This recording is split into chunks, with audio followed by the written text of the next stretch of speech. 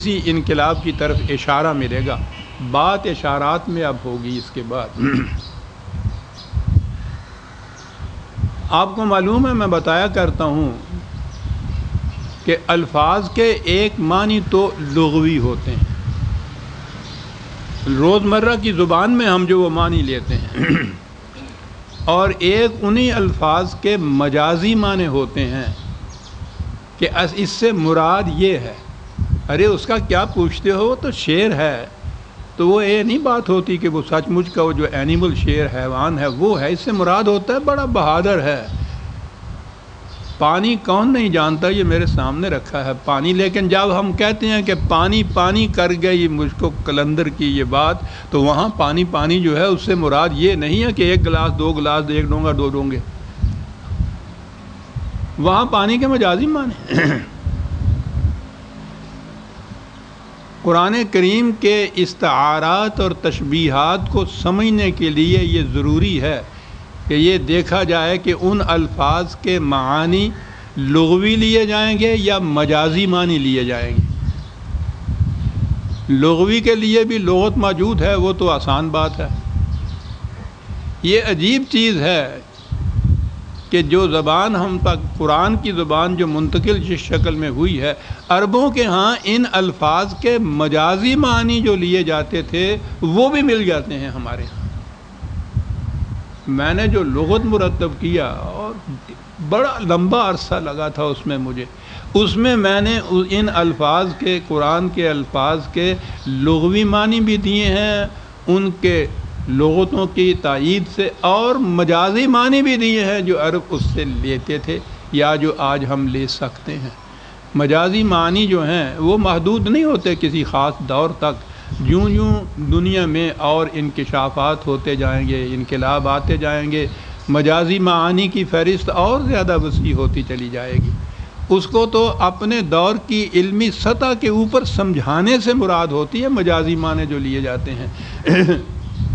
تو ان میں مجازی معنی لیے جائیں گے، اور چونکہ یہ ایسے الفاظ آئیں گے جس میں نے عرض کیا ہے کہ حقائق کنسنٹریٹڈ فارم میں مرتکز شکل میں دیے گئے ہیں، بیشتر معانی مجازی لیے جائیں گے۔ لیکن میں کبھی کسی کو مجبور نہیں کرتا ذہنی طور پر کہ جو مجازی معنی میں پیش کروں وہ انہی کو قبول کرے، جی چاہے ان کو قبول کریں، نہ چاہے لغوی معنی کے اعتبار سے کوئی ترجمہ بھی آپ قرآن کا اٹھا لیں گے، ان میں ان کے معانی لغوی طور پہ دیے جاتے ہیں۔ صاحب بات تو سمجھ میں کچھ نہیں وہاں سے آتی، لیکن بہرحال جو احباب یہ دیکھنا چاہیں کہ ان الفاظ کے لغوی معنی کیا ہیں، یا تو وہ میرے ہی لغت کے اندر دیکھ لیں، وہاں دیے ہوئے ہیں لغوی معنی بھی، یا کوئی ترجمہ قرآن کریم کا اٹھا کے دیکھ لیں، اس میں معانی اس اعتبار سے دیے ہوئے ہیں۔ تو اس لیے جو میں عرض کروں گا وہ میں بیشتر مجازی معانی کے اعتبار سے ہی پیش خدمت کروں گا۔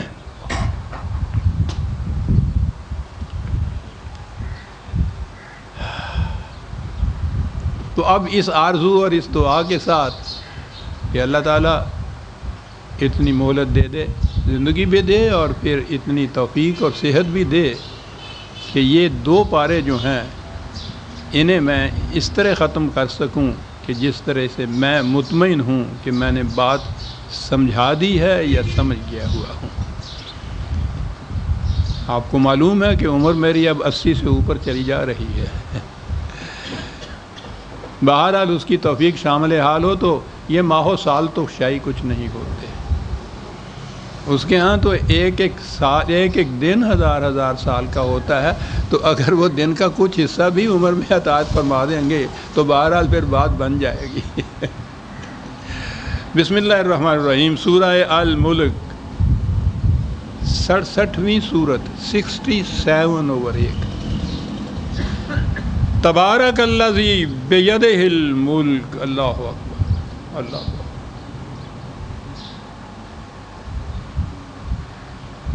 ترجمہ لغوی اعتبار سے بابرکت ہے وہ ذات جس کے ہاتھ میں ملک ہے۔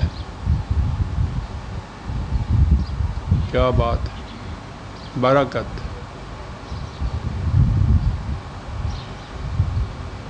بے رے کاف مادہ ہے. اس کے معنی ہوتے ہیں کوئی شے جو اپنی جگہ محکم بھی کھڑی ہو اور نشو و نما بھی پا رہی ہو، ڈیولپ بھی ہو رہی.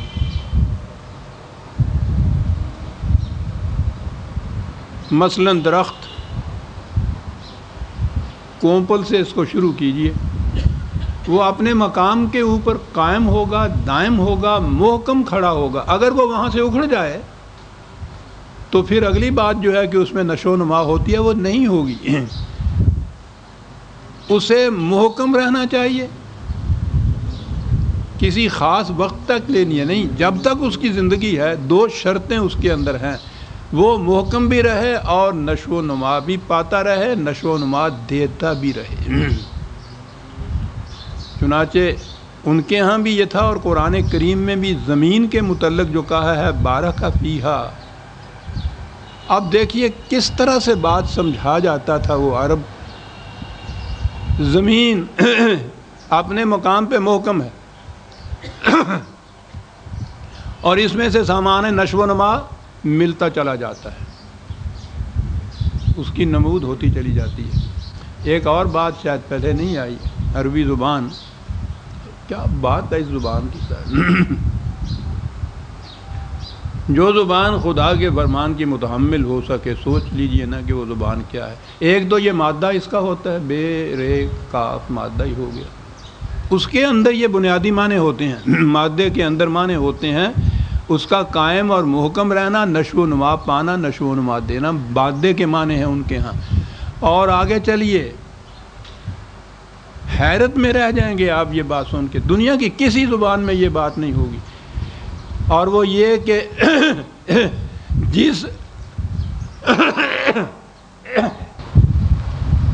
میں اس زبان کی دوسری خصوصیت عرض کر رہا تھا، مادے کے آگے چلیے، یہ بے رے کاف آپ نے دیکھا نا مادہ ہے. عربی زبان کے کسی لفظ میں بھی بے اور رے اگر اکٹھا آ جائے گا تو اس میں نمود اور ظہور اور ظاہر ہونے کے معنی ضرور ہوں گے.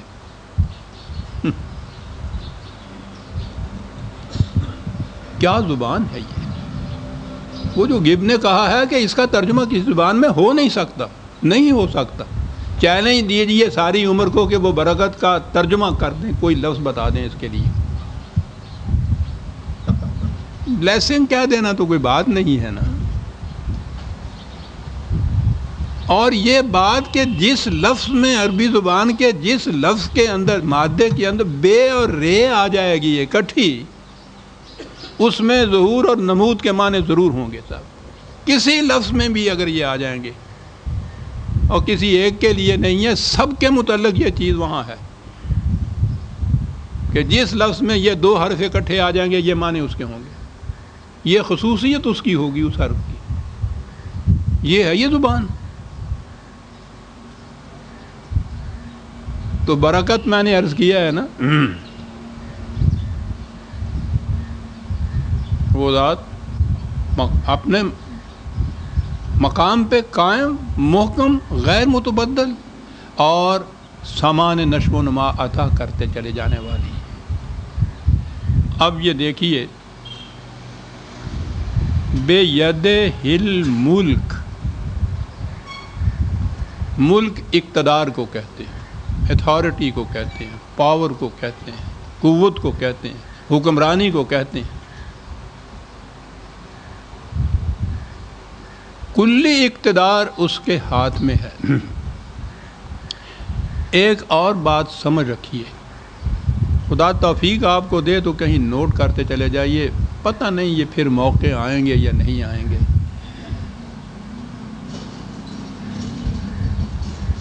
قرآن کریم میں بہت تھوڑے سے احکام کی شکل میں دیے گئے ہیں، باقی وہاں اصول دیے ہیں. اور وہ اصول ایسے ہیں کہ ان سے آپ اپنے ہاں کا نظام کے آئین اور دستور، اس کے احکام، ان اصولوں سے یہ مرتب کر سکتے ہیں آپ. وہ جو میں کہتا ہوں نا کہ وہ جو قرآن نے خود کہا ہے جو ما انزل اللہ کے مطابق فیصلے نہ کریں انہیں کافر کہتے ہیں۔